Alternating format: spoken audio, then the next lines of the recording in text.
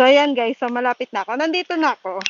So, ayan yung mga gamit ng bata, konting linis lang yan, di ba? Mapapakinabangan pa rin ng mga bata dito.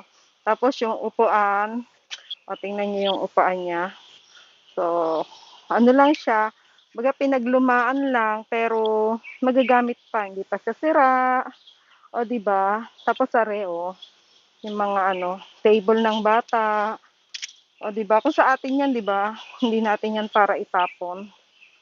O, di ba? Ganyan tayo Pero sila ganyan, palibhasa hindi na gagamitin, luma na, siguro may bago na silang gamit doon. Ayan, hindi na nila para itambak pa sa bahay nila. So, tinatapon na lang nila dyan. Ayan, di ba? So, pag ganyan sa atin, di ba, kukunin natin. Pero, ako din namumulot din ako dito. Pero, mga ganito, hindi na para kunin ko kasi mahirap din naman ko iuwi ko yan. Pero kapwa din nila Israeli, ayan, may kumukuha din yan. Mga ganyan. O, di ba, guys?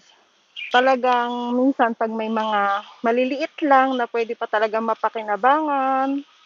Ayan. So, uwi na ako, guys.